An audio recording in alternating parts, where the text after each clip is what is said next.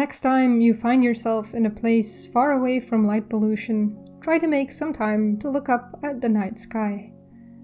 If the weather is clear, you'll be able to see over 2,000 stars with just your eyes.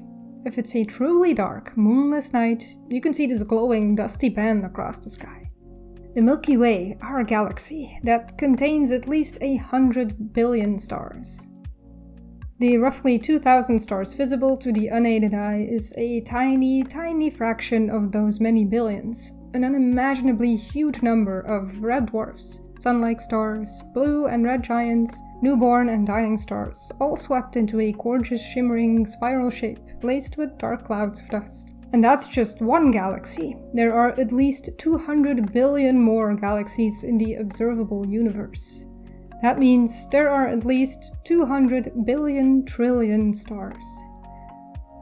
Most ordinary matter is contained in stars, and so the plasma that stars are made up of is the most common state of matter.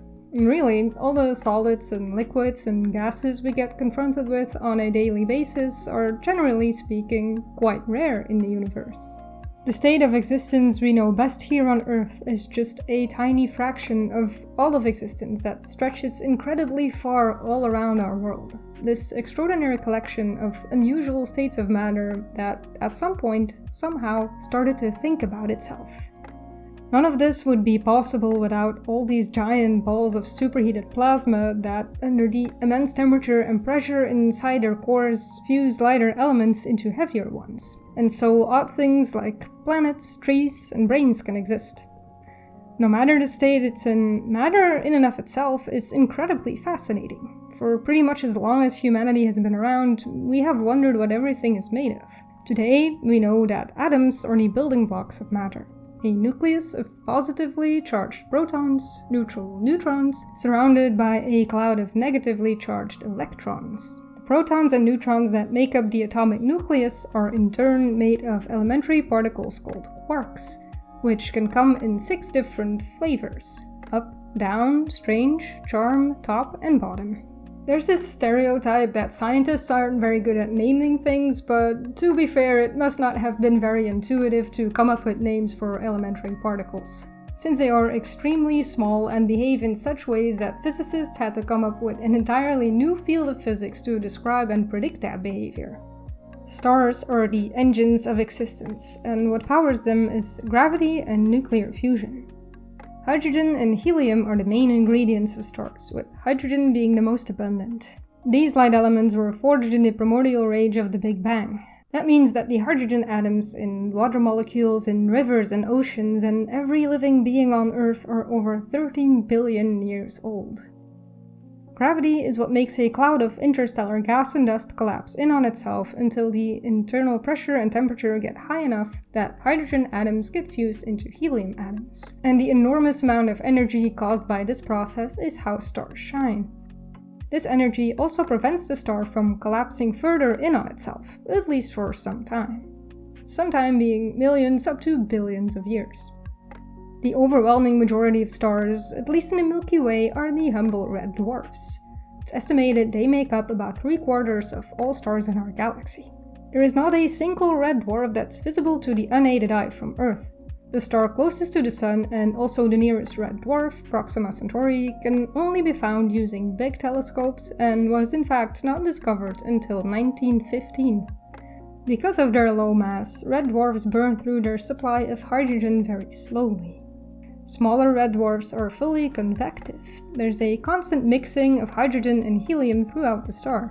That means the majority of the hydrogen supply can be fused instead of just the hydrogen in the core, which is what happens in more massive stars. Red dwarfs can burn for trillions of years. That is much longer than the current age of the universe, and so aging, low-mass red dwarfs don't exist yet. In the very distant future, these stars will become so-called blue dwarfs. As a star ages, it becomes hotter and increases in luminosity. Despite their name, blue dwarfs won't necessarily increase in temperature enough to become blue stars. Keeping in mind, blue stars are the hottest and red stars the coolest. The hottest blue dwarfs would appear bluish-white. Eventually, a blue dwarf will exhaust its hydrogen fuel, and since the pressure inside isn't high enough for further fusion of helium into heavier elements, the star simply contracts under its own gravity and becomes a white dwarf. Not a star, but what remains after the fusion process has come completely to an end. This is the fate of 97% of all stars in the Milky Way, including our own Sun. Medium-mass stars swell up into red giants, shed their outer layers into depths of space, leaving behind their cores, still glowing with leftover energy of the fusion process that sustained them for many billions of years. White dwarfs are extremely dense. They're usually about the size of the Earth, but contain the entire mass of the Sun. For your reference, the Earth is about 1,000,000 times smaller than the Sun. And so a white dwarf is about 1,000,000 times denser than the average density of the Sun. 1 cubic centimeter of white dwarf matter would weigh 1,000 kilograms. Most of these stellar remnants are made of carbon and oxygen atoms, and the protons, neutrons, and electrons of these atoms are packed so closely together they form what's called degenerate matter. In this state, certain quantum phenomena come into play because of the immense gravitational pressure. A quantum effect called electron degeneracy pressure prevents this matter from becoming any denser. White dwarfs don't have an energy source, and so they're ever so slowly cooling down. The coolest and therefore oldest white dwarfs we found so far are between 11 and 12 billion years old, and that means they've been dead and cooling off for almost the entire history of the universe. It would take many, many trillions of years for any white dwarf to become cold enough that it no longer emits any light and heat, and then it will have become a black dwarf. Because there's still uncertainties involved in the physics of white dwarfs cooling down over extremely long periods of time, it's not possible to predict exactly when the first black dwarfs will appear. But it's safe to say even the first ones would exist in a universe so different from what we're used to seeing around us now that it would barely be recognizable. Because space expands and most things are moving away from us, eventually there will be no more other galaxies and clusters visible from our own galaxy. By that time, all galaxies in our local group will have merged into one big elliptical galaxy. As time crawls ever onward, to a point where you can safely say absolutely nobody is keeping track anymore, everything would seem dark and empty. All that remains are cold stellar cores and black holes, and no memory of a brief moment in time when there were bright and warm things everywhere. And we can wonder if there somehow would be an intelligent civilization at a point where it's just this super merged blob of a Milky Way left, just this lonely island in the emptiness. Would they ever be able to guess what the universe was like in the beginning? We know space is expanding because we can see this, we can measure it, but how would anyone know when there's nothing else inside their observable universe? Alright, now we can talk about the 3% of stars that don't become white dwarfs. Stars with around 10 or more times the mass of the Sun can explode in a supernova, and their core is massive enough that the result of the gravitational collapse is something extraordinary. A neutron star. The ultimate result of nuclear fusion inside massive stars is iron. This heavy element can't be fused any further with the energy available inside stars, and so the core is entirely made up of iron atoms after the fusion process ends. Because these stellar cores are so much more massive, gravity crushes down even harder, and the pressure is so intense it squeezes the negatively charged electrons and the positively charged protons in the atomic nuclei together, creating this ultra-dense ball of uncharged neutral neutrons. This ball is prevented from collapsing any further by another quantum effect called neutron degeneracy pressure, meaning the neutrons can't be packed any closer together. Neutron stars are one of the most extreme and exotic objects in the known universe. One of the cool facts about neutron stars is that they were predicted in the 1930s but not confirmed to exist until 1968 when astronomers found one at the heart of the Crab Nebula. The neutron was discovered in 1932 and it's a little bit heavier than a proton, but it has no electric charge, unlike protons and electrons. Neutrons are essential for the stability of atomic nuclei. Without them, the positively charged protons would repel each other and the atom would fall apart, and nothing would exist. Now, with the discovery of the neutron, physicists suspected that the gravitational collapse of a star could result in an object that was only made of neutrons. They predicted that this object would be small, extremely dense, and would spin very quickly. And they were right. Since 1968, thousands of neutron stars have been found, and our understanding of them and the extreme physics that shape them has greatly increased. Neutron stars are indeed small, only between 10 and 20 kilometers in diameter. Just to illustrate, this ball could fit well within a big city like New York, but it contains the entire mass of the Sun. NASA estimates that if you could somehow chip off a piece of a neutron star about the size of a sugar cube and bring it to Earth, it would weigh about 1 trillion kilograms. You know what else weighs 1 trillion kilograms? The entire human race. Every person that exists on Earth, in a sugar cube. Damn. This makes neutron star matter the densest matter we can observe in the universe, and this has another effect. As you know, gravity increases with mass. You need more speed to escape the pull of the Earth than you need to escape the pull of the Moon. If you could somehow land on a neutron star in order to fly away from it again, you would have to go half the speed of light. There's much more going on with neutron stars than just their size and density. When they're born and shrink to the size that they can't get any smaller, they spin faster and faster. Young neutron stars can spin as fast as 60 times per second. Single neutron stars slow as they age to around 8 times per second, but it's different for neutron stars in a binary system. As the neutron star steals material from its companion, its speed increases. Some of the fastest rotating neutron stars go as fast as 700 times per second. Quick spinning neutron stars are discovered because as they spin, they send beams of radiation from each pole, including in radio, visible X-ray, and gamma-ray wavelengths. They're like cosmic, highly energized lighthouses, and so if such a beam sweeps past the Earth, we can detect it. This type of neutron star is called a pulsar, short for pulsating radio source.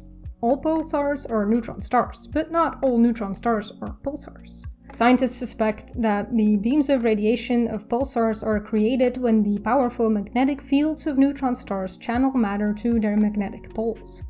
Some neutron stars' magnetic fields are incredibly powerful. When a star collapses, it's not just the mass that is condensed, but the magnetic field of that star is compressed as well, and so it becomes stronger.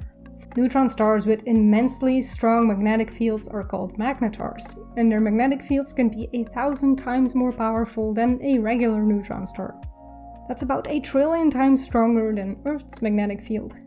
These are some of the most intense magnetic fields in the known universe, and they can drive the surface temperature of a magnetar to 10 million degrees. A typical neutron star has a surface temperature of only around 600,000 degrees. It's estimated that there are several 100 million up to 1 billion neutron stars in the Milky Way alone, but most of these are nearly impossible to find. They are old and cold and radiate very little, and most neutron stars we found so far are active pulsars or part of a binary system, where an older neutron star with slow spin will still have a detectable gravitational effect on its companion. It all depends on the amount of mass involved. Above a certain amount, gravity can squeeze matter into an ever smaller point, until the immense gravitational field becomes so strong, anything that wants to escape it would have to travel faster than the speed of light, and that simply isn't possible. Whatever happens to the stellar remnant is lost behind the event horizon, the point of no return. Once past here, anything, be it particles or waves, is always being pulled inward. That being said, one problem astrophysicists will struggle with is finding out where exactly this line is between a stellar core collapsing into a neutron star or a black hole.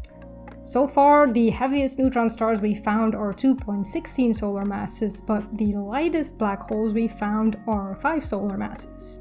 So there's a significant gap in our knowledge, but there are a few hypotheses of what happens to degenerate matter between 2.16 and 5 solar masses.